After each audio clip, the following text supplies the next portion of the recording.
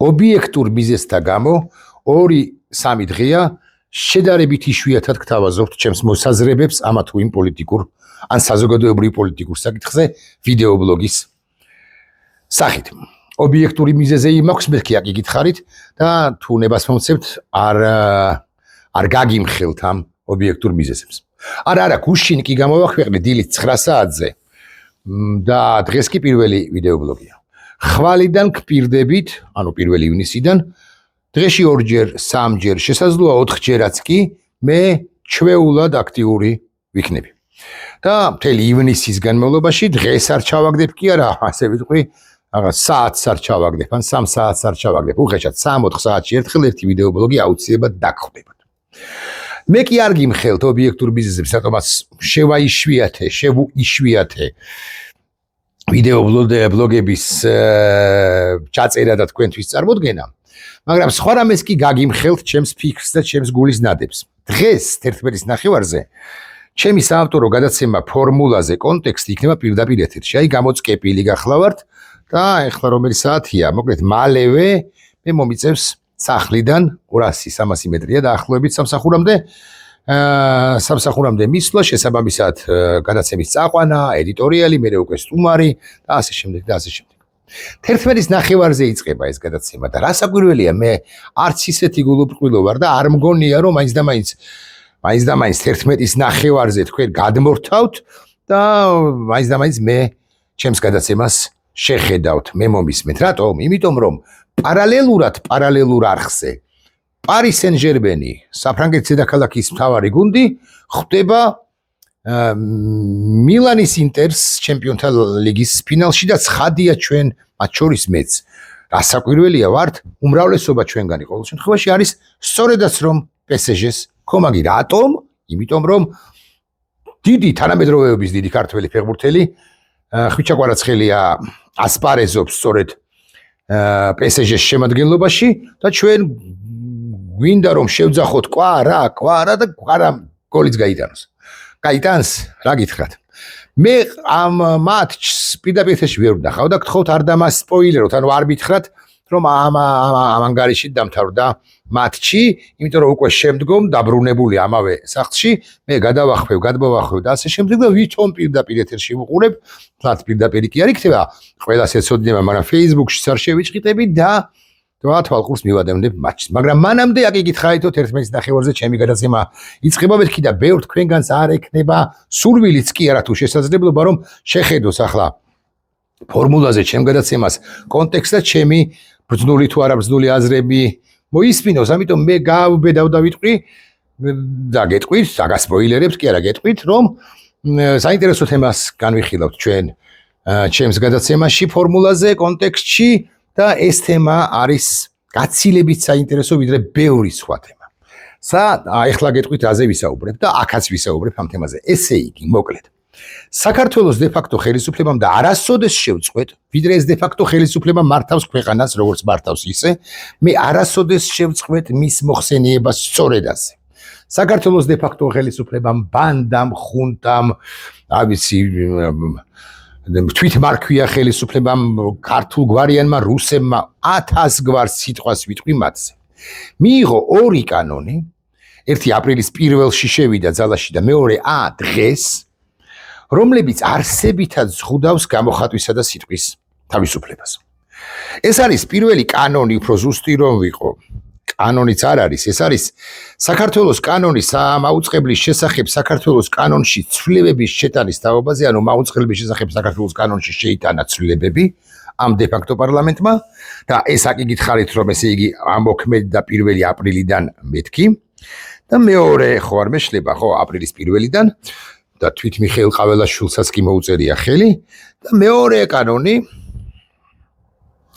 რომელსაც ქვია უცხოეთის აგენტების რეგისტრაციის აქტი და რომლის კურატორიც ასე ვიტყვი იქნება რაჟდენია კუპრაშვილი ანტიკორუფციული ბიუროს თუ საბჭოს ბიუროს ხელმძღვანელი, რომელიც ასევე გამოქვეყნებულია მაცნეში და 1 ივნისიდან კი არა, ანუ ზეგიდან კი არა, არამედ სწორედაც რომ თუ ხვალიდან კი არა, არამედ სწორედაც რომ დღეიდან შევიდა, ანუ 21 მეიდან შევიდა ძალაში. ერთი კანონი მეორეზე უარესია, მეორე პირველზე, 1 მეორეზე. მე ახლა ამ ეგრეთ წოდებულ ქართულ ფარას არ ჩავუღრმავდები, ორი სიტყვით კი გეტყვით, არა ორი არა, მეტი სიტყვით გეტყვით ძირითად პრინციპებს, რომლებიც არის გაწერილი ამ უკანონო კანონში, ხოლო მაუწყებლის კანონში შეტანილ ცვლილებებზეც გავამახვილებ ყურადღებას, იქაც 2 თუ 5 სიტყვით დავიწყოთ ამ უკანასკნელით. ბევრი მუხლია, რაღაც რა უცნაური რაღაცეები წერია.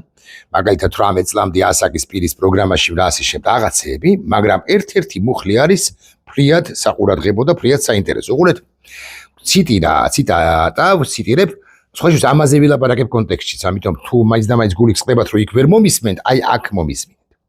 ახალი ამბებისა და საზოგადოებრივი უკაცრავად დაუშვებელია მაუწყებლის მიერ ახალი ამბებისა და საზოგადოებრივ პოლიტიკურ პროგრამაში პოლიტიკური ან სხვა სახის დაპირისპირების ამსახველი ინფორმაციის ან საჯარო პოლიტიკის მიმდინარე საკითხების გაშუქება მაუწყებლის პირადი დამოკიდებულების ან მოსაზრების საფუძველზე. ანუ პოლიტიკურ ტოკ-შოუშიც გავიგე რომ ახალ ამბავში ეს ჯერ რეგულაციას რო გიწესებს რა არის დაშვებული და რა არის დაუშვებელი, ეს ხო წარმოუდგენელი ამბავია.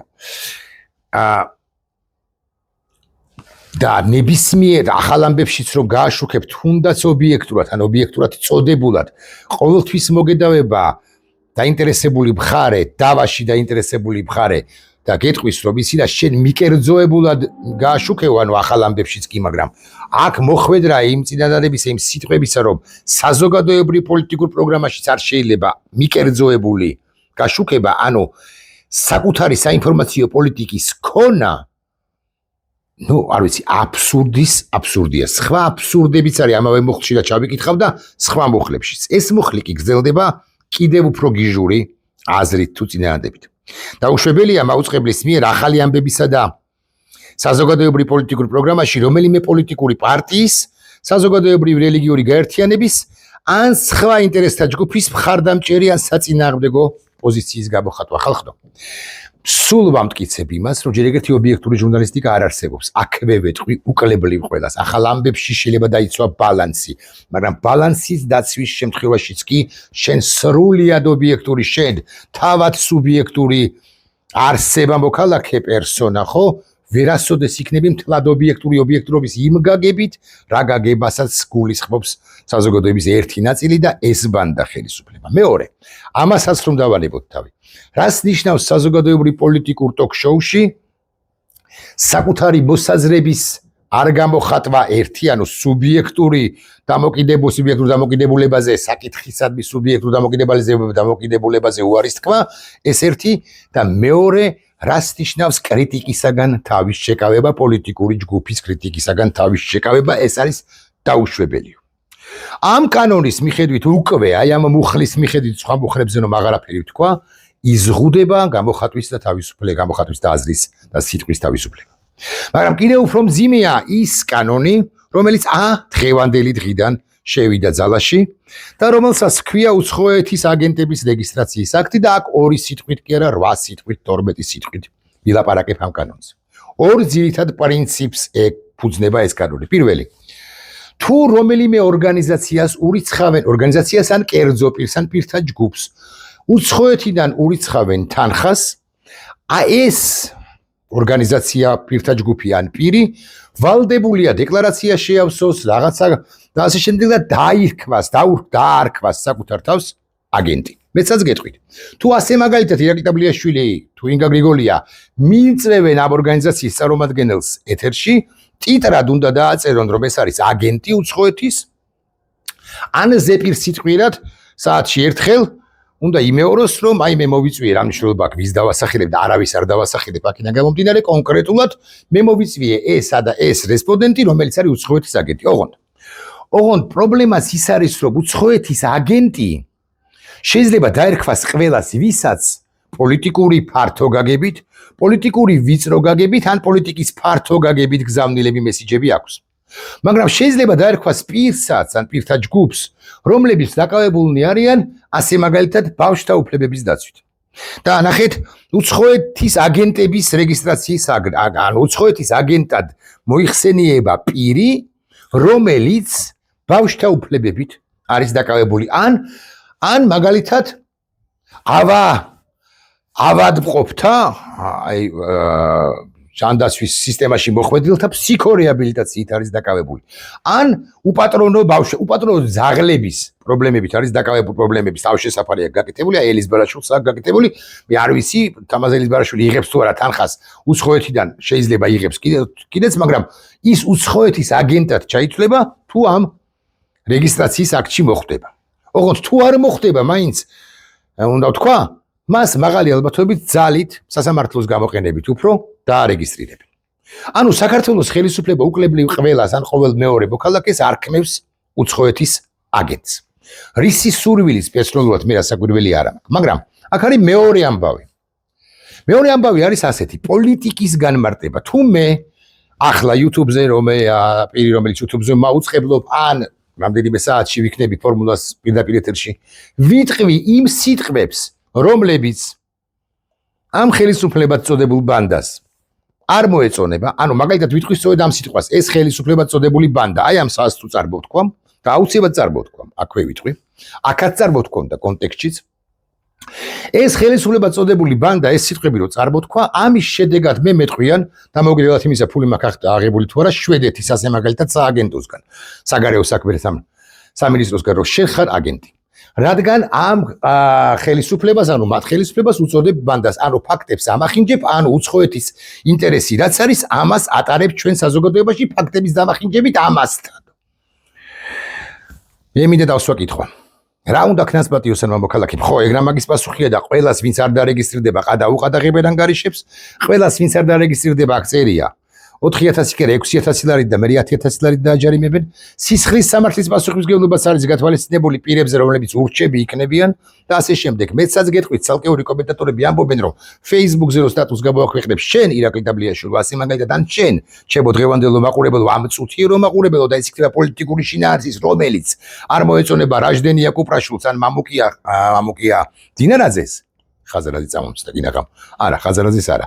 მამუკა დინარაძეს ან რაჟდენ კუპრაშვილს ან ამის ირაკლიც არქუას, ამის შედეგად შეიძლება დაგეკისროთ 6000 ლარი. რა არის ეს თუ არა ავტორიტარიზმი არა. რა არის ეს თუ არა დიქტატურა. ოღონდ ბიზინა ივანიშვილი პრობლემაც ის არის, რაც უფრო აჭერენ თიც ბიზინა ივანიშვილს ჭყლეტენ დასავლეთიდან, მით უფრო გაავდება და გაავებული ხდება და უფრო არაადეკვატური ხდება ეს აბასთუმნის უღრანების ბინადარი დაკომპლექსებული კაცი. რატომ დაკომპლექსებულიო? თქვენ თქვენგანი მკითხავს და მე ვუპასუხებ, რასაკვირველია. დაკომპლექსებული იმიტომ, რომ თავად ამბობს, რომ კომპლექსები მაწუხებსო იმ უზარმაზარ არა, არც თუ დიდ ეპისტოლეში, რომლითაც უპასუხა ამერიკის შეერთებული შტატების ხელისუფლებას ზოგადად და კონკრეტულად კი საელჩოს და განმარტა, რატომ არ შეხვდა ის სწორედ ელჩს, რომელიც თავის მხრივ რუბიოს დავალებას ასრულებდა და აპირებდა, რომ შეხვედროდა ოლიგარქ ბიზინა ივანიშვილს. რატომ ივანიშვილს და იმიტომ ივანიშვილს, რომ ივანიშვილი არის დე-ფაქტო მმართველი და კობახიძე თამაგაპუწული ბიჭი, ხო? შეშლილთვალებიანი ბიჭი, ვერაფერს ვერ წვეთს. აქედან გამომდინარე, ტრამპი იქნება, რუბიო იქნება თუ გალბატონი ელჩი და ანეგანი, მათ გადაწყვეტილება მიიღეს, რომ სწორედ ივანიშვილის თქვათ ის რა უნდა ამერიკას საქართველოში. დიახ, ხო, ეს მამუკა ხაზარაძე ვახსენე, რა უნდა ამერიკელებს შავ ზღვაშიო თავის დროზე, მართლაც აქვს უნდათ ამერიკელებს შავ ზღვაშიო თავის დროზე, სწორედ ეს აქვს ნათქვამი ბიზინა ივანიშვილს და იქნება და გადვუმარტოთ ერთხელ და სამუდამოდ რა უნდათ ამერიკელებს შავ ზღვაში, საქართველოში, რატომ არის ეს ქვეყანა მათთვის ძვირფასი, რატომ არის მათთვის ფასეული, რატომ აპირებენ რომ ჩვენს ქვეყანაში არ დასრულდეს დემოკრატია. ადამიანის უფლებები, ლიბერალური დემოკრატია, თუ გნებავთ ლიბერალური დემოკრატიას არ ვთქვი, დემოკრატია და ასე შემდეგ და ასე შემდეგ. საქართველოს გეოსტრატეგიული ფუნქცია მისი არ მოიშალოს როგორც ასეთი. ხო, მოკლედ ბიზინა ივანიშვილი დაკომპლექსებული კაცი. სხვა შორის აი ამ კანონში, ქართულ ფარაში, უცხოური აგენტების რეგისტრაციის აქტში, უცხოეთის აგენტების რეგისტრაციის აქტში. წერია ამგვარი რამ, რომ თუ შესაძლოა მეორე კანონში წერია, აღარ მახსოვს უკვე ამრიეს ამათმა თავიანთი აბურდულობებითაც მათ შორის. წერია ამგვარი რამ ერთ-ერთში, რომ ისაო ოპოზიციის წარმომადგენლები ხო იწვევს ოპოზიციის წარმომადგენლებს კრიტიკული მედიაო და ანუ განსხვავებული პოლიტიკური ძალების წარმომადგენლები უნდა მოიწვიოთ. ეხლა ნახეთ საინტერესო ამბავი რა არის. მე ამ თავით ვამბობ, რომ ვიწვევ ვოლსკის, წულუკიან სუბარს გადაცემაშიც ვიტყვი ამას. კობახიძეს, ივანიშვილს, პაპუაშვილს, დინარაძეს 89 დეპუტატიდან 99-ვეს და 12 მინისტრი რო ყავთ თუ 13-ვეს თუ 12-ვეს მოადგილეებს, მომხრეებს ყველას ვიწვევ. TV-იმედი იწვევს და თუ TV-იმედიც არ იწვევს, მაშინ რატო არ აჯარიმებთ ამ რუხაძის კანტორას? კი, რატო არ დააჯარიმებთ? TV-იმედი არც იწვევს და ისინი და შესაბამისად ვეღარ მიდის ოპოზიციის წარმომადგენელი ბოკერია ასე მაგალითად თუ ხაზრაძე სამხსენებული, მაგრამ მე ვიწევ და არ მოდის ვოლსკი. რა ვქნათ? პასუხი მეგეთყვით რა აქვთ. ამ ზარქუას ტვინიანებს ისინი ამბობენ, რომ ინჯიას დაუძახებთო, ინჯია რო ყავთ, ფრიდონ ინჯიას ვაჟი, ილია თუ არ ვწდები. ხო, ან ილია ანაკაკი, უფრო ილია, ესე დავიბახსოვრე სახელი. და ის ხო ფორმალური ოპოზიციაო, ხალხის ძალა ხო, სოზარ სუბარი ხო, ხალხის ძალის წარმომადგენელია და მას მივიყვანთ და აგე ბალანსი იქნება დაცული, რაც ასევე ტყუილია, თავადვე შექმნეს ოპოზიცია და თავადვე მიხავთ ახლა იმისთვის, რომ ფორმალურადაც არ შემოერღვეთ კანონი, თავადვე აპირებენ რომ მიიყვადონ TV-იმედში თუ პოზიტივში თუ პოზიტივი საერთოდ მაგათია, ანუ იმის ხალხის ძალისა და ვიქტორაია ჯაფარიძისა. ბიზინა ხო, კიდევ რა არის კიდევ მნიშვნელოვანი ბიზინა, რა თქმა უნდა ბიზინა, აბა ბიზინაზე ნახეთ რა ვთქვა. ბიზინა თავად ამბობს, რომ დაკომპლექსებული კაცი ვარო იმ ეპისტოლეში. ამ კანონის თანახმად უნდა ესე უნდა ვილაპარაკოთ რა, მათ შორის ავტორებმა, დამოუკიდებელი პოლიტიკური ტოქ-შოუების ავტორებმა, სუბიექტური ტოქ-შოუების ავტორებმა. უყურეთ, რომ უნდა ვთქვათ, რომ აი მაგალითად ქართული ოცნება არის ცუდი ხელისუფლება. ამაზე საკუთარას ვერ გამოთქვა. უნდა თქვა დაახლოებით ასე წინანდება. იმის თქმით, აი მაგალითად, მამუკა ხაზარაძის თქმით, ქართული ოცნება არის ცუდი ხელისუფლება. ეხლა მამუკა ხაზარაძე ამას ამბობს, მაგრამ აი ეს სიტყვები, რომლებსაც ახლა წარმოვთქვამ, შეიძლება მამუკა ხაზარაძის კი არ არავის არ ვთქვას. მაგალითად, ეს არის ტვინ გაყინულთა ხელისუფლება, არ ვიცი, შესაძლოა, აი თამარ ჩერგოლეიშვილი რას არ ამბობს ხოლმე ამ ხელისუფლებაზე, შესაძლოა თამარსაც არ ვთქვამს ეს. მე შესაბამისად ვერ ვასახელებ თამარ ჩერგოლეიშვილს. თამარ ჩერგოლეიშვილის თქმით კი ეს არის ტვინ გაყინულთა ხელისუფლებაო, ამას ვერ ვამბობ. ნუ არ ვთქვამს ეხლა თამარსაც, ხაზარაძეს, ბოკერიას, რა ვიცი მე, ვიღაცას ხაბეიშვილს, არავის არ ვთქვამს. ეს სიტყვა ჩემი ექსკლუზივია. რაღაცა ჩემი ექსკლუზივია. მე ვერ წარმოვთქვა ამ სიტყვას. ტვინ გაყინულებს ვერ უწოდებ ამათ, არადა არიან, ხო? მოვიგონე, პასუხის პასუხი, თავად რევას შალვასზე ერისთავს. პასუხი, ბიზინა გრიგოლიჩ ივანიშვილს. მოვიგონე. და ნახეთ როგორი ხრელ უკა მოვძებნე. და გადაცემაში ვიტყვი ამას, სხვათა შორის ვიტყვი. მე ვიცნობდი ჯონ მაკკეინს და მიმოწერა მქონია ჰენრი კისინჯერთან, არც ერთია ცოცხალი და არც მეორე. ხო და მაკკეინს ყურში, ჩემთვის, თბილისში მყოფს ბიზინა ივანიშვილის ხელისუფლების პირობებში. ანუ კი არ ჩავედი ვაშინგტონში მის სანახავად. და ჰენრი კისინჯერს მიმოწერით ნათქვამი აქვთ ჩემთვის, რომ ესენი არიან ტვინ გაყიდულები, მაგალითად. და დავეყრდობი მათ და ვიტყვი ესე ჰენრი კისინჯერის თქმით ესენი არიან ტვინ გაყინულები. არა, ეს ტყუილია გულახდილად გეუბნებით, ანუ ჰენრი კისინჯერს არაფერი არ მოუწერია ჩემთვის და არც მაკკეინს უთქვამს ყურში, მაგრამ ესეთი რაღაცები რომ მოვიგონო, ვის დაუმტკიცებთ, რომ მაკკეინმა არ მითხრა მე ეს ყველაფერი. მკვდარია ეს კაცი, გარდაცვლილი. დიდი კაცი იყო, ეგრე მაგის პასუხია. მაკკეინი კონკრეტულად. ხო, აი, სამაგიეროდ გამახსენდა გადაცემაშიც ვიტყვი, რომ ლოკონები ქვია, ხო? ლოკონებიანი ბიჭი უწოდა აწგარდასრულმა რეზო ამაშუკელმა, მაგის ვიდეოც არსებობს. და აწი ვიტყვი ხოლმე, რომ ლოკონებიანი ბიჭი რეზო ამაშუკელის თქმით, ირაკლი გობახიძე არის ცუდი კაცი. ან არის პრემიერ-მინისტრად წოდებული. მოკლედ, სიგიჟეებში ვართ მეთქი, ბიზინა უჭერს და უჭერს, მაგრამ ამავე გადაცემაში ანუ კონტექსტში მე ვიტყვი შემდეგ რამეს. იმ შემთხვევაშიც კი თუ 26 ოქტომბერს საქართველოს დღევანდელი ხელისუფლებად წოდებული ბანდა ოკეი ხელისუფლება არჩეულია კანონიერად, ანუ არ გაუყალბებია ვთქვათ და წარმოუდგენელი ამბავია, მაგრამ ვთქვათ და ანუ ის არის კანონიერი არჩეული ხელისუფლება, რას ლაპარაკობთ, აბა რა, ამ შემთხვევაშიც კი მე ვასაბუთებ და დავასაბუთებ ყოველთვის, რომ უკვე მომხდარია ამ ხელისუფლებად წოდებული ბანდის მიერ სახელმწიფო გადატრიალება. იმიტომ რომ მანდატი, რომლითაც 1,100,000 კაცმა მისცა ხმა ამ ქართულ ოცნებას, ანუ ბიზნეს და მის კანტორას, არ ითვალისწინებდა პირველი ოპოზიციის გაუქმებას, არ ითვალისწინებდა. სამოქალაქო სექტორის გაუქმებას, ან გაუქმების მცდელობას არ ითვალისწინებდა. მედიის გაუქმებას, ყოველი მეორესათვის აგენტის წოდებას, უცხოური დაფინანსების შეწყვეტას და ასე შემდეგ და ასე შემდეგ. ამაზე არასოდეს არავის არ მიუცია თანხმობა მათი ამომრჩევლებიც კი ამომრჩევლებმაც კი არ იცოდნენ ამის თაობაზე. აქედან გამომდინარე ამის მანდატი არა, ამიტომ ესენი არიან სახელმწიფო გადამტრიალებლები. მთავარი რასაკვირველია ბიძინა ივანიშვილი. დაგასპოილერეთ, ესე გამოვიდა ამასობაში 21 წუთი. დაგასპოილერეთ რაზე იქნება ჩემი გადაცემა. ნახეთ, არა.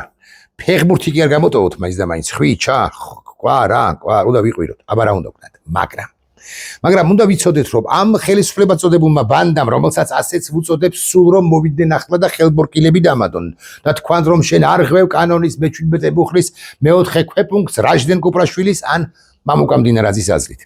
ფეხებზე მკიდია, დაპაპატიბრებენ და გამოვალი ვიყვირებ, ან ვიტყვი, არ დაპაპატიბრებენ და მაინც ვიყვირებ. მოკლედ ვიყვირებ ნებისმიერ შემთხვევაში. შვილს 4 წლისას ვერ ვიყვირებ ერთკი, მაგრამ 25 წლის შვილს ვეთქვი რომ იყვირებ ერთკი და ასე შემდეგ. 24-ის შეიძლება 25-ს არ გახდა და ამ რამდენიმე თვეში გახდება. ივლისის ბოლოს. ხო და ბესო ვიყვირებ მეთქი, ანუ ეს არის ბანდა. არ შებილწთ, ვაჟა მეუნება, მე ხო არ მისწავლებია სხვისთვის, არა, მეც მისწავლებია სხვისთვის ვაჟა კონკრეტულად, მაგრამ ვაჟა მასწავლა მე ბილწთ არ შევეკრი ზავითა და ამ ბილწებს მე არ შევეკრი და ჩვენ არ შევეკრით ზავით. ამიტომ ისა თუ იმ შემთხვევაში თუ კვდები, ნახეთ, ძალიან საინტერესო რამ მითხრა, საინტერესო და ოსტატური მიგნება ჰქონდა ახოსანაიას, ჩემს მეგობარს, კოლეგას და მეგობარს, რომელმაც თქვა, რომ აი გახსოვს ტიტანიკი რო იზიდებაო და მუსიკოსები რო უკრავენ, აი იძირება გემი, ამხელა გემი და მუსიკოსები მაინც უკრავენ. და ასე ეგებებიან, ღიმილით ეგებებიან გარდაუვალ დაღუპვას. აი ესე უნდა შევხვდეთ ჩვენ, თუ მაინც და მაინც რომ ტრის ჯინაზე კიდევ ბევრჯერ გავიცინებ თქვათ, ეს მარტო ტიტანიკში ხო არ არის, ეხა ასე ხო არ არის, რომ მაინც და მაინც ისია, აი ეს სად არის ჩემი ერთი წამი აბერონის თუ არ ვწდები, მაგრამ მაინც, ვაი, დედა. როგორ არ ვიცი, აი რაღაცეები, ხო? ერწუს ბოდიში დიდხანს კი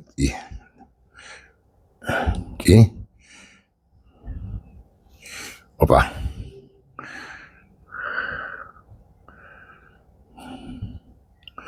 ეს იზუთ შეტო ვერ ნახო ხო კამერონის ხო თქვი?